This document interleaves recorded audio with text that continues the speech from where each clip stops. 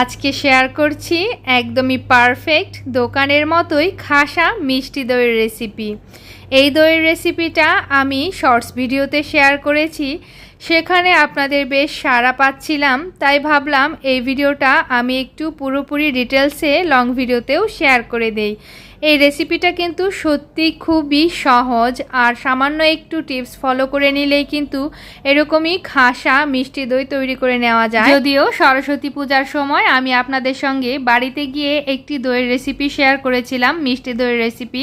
সেই রেসিপিটা করতে গিয়ে কিন্তু আমার সামান্য একটু ভুলের জন্য দইটা আমি জমাতে ব্যর্থ হয়েছিলাম। তবে আজকে দই বানাতে গিয়ে আমি বুঝতে পেরেছি যে ওই দিন আমার ঠিক কি ভুল ছিল। তাই আমার আজকের রেসিপি ফলো করে যদি কেউ মিষ্টি দই তৈরি করেন বা যে কোনো দই তৈরি করেন, তাহলে অবশ্যই আপনাদের দই 100% জমাট বাঁধবেই। তো আজকের দই তৈরি করার জন্য এখানে 2.5 লিটার দুধ নেওয়া হয়েছিল, আর সেই দুধে আমি প্রয়োজন মতো চিনি মিশিয়ে জাল করে করে এটাকে 1.5 লিটার করে নিয়েছি। আর হ্যাঁ, এই দুধটা কিন্তু আমার মা পাঠিয়ে দিয়েছিল, গ্রাম থেকে আনা দুধটা। আর দেখতেই পাচ্ছেন গরুর খাঁটি দুধের একেবারে উপরের সরটা কীরকম ঘিয়ের মতো কালার এসে গেছে দুধটা জাল করতে করতে। এতে করে এর মধ্যে কিন্তু কোনো ক্যারামেল কিছুই মেশাতে হয়নি, এমনিতেই অনেক সুন্দর একটি কালার এসে গেছে।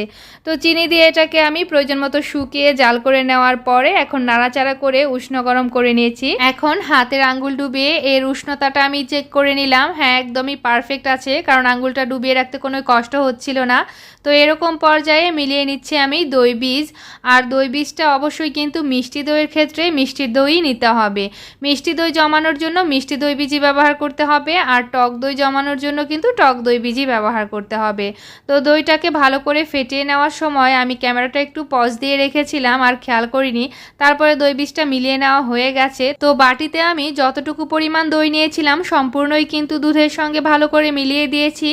এখন একটি মাটির পাত্রে আমি সম্পূর্ণ দুধ ঢেলে নিচ্ছি দইটা বসানোর জন্য। আর এই মাটির পাত্রটাও কিন্তু আমি মিনিট 2 গরম করে নিয়েছি চুলায় বসিয়ে। এরপর এর মধ্যে আমি দুধটা ঢেলে নিলাম। এই দিক থেকে চুলায় একটি প্যান আমি ঢাকনা দিয়ে ঢেকে মিডিয়াম হিটে 2 মিনিট গরম করে নিয়েছি। আর এখন চুলাটা বন্ধ করে নিলাম, ঢাকনাটা উঠে এর মধ্যে একটি মোটা তাওয়াল বিছিয়ে নিচ্ছি। আর এই তাওয়ালটাও কিন্তু আমি আগুনে ছেঁকে গরম করেই নিয়েছি।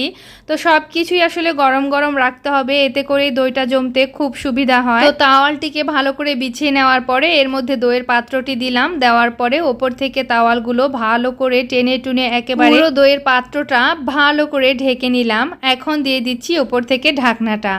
আর এভাবে করেই এটাকে আমি সারা রাত্রি রেখে দিব।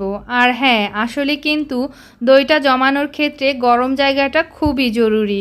আমি যেমন পাত্রটি গরম করে নিয়েছিলাম, আর এই দিক থেকে যে প্যানের ভিতরে আমি দইয়ের পাত্রটা রেখেছি সেই প্যান তাওয়াল সব কিছুই গরম করে নিয়েছিলাম। আর এতে করেই কিন্তু আজকে আমার এই দইটা একদম পারফেক্টলি বসে গেছে।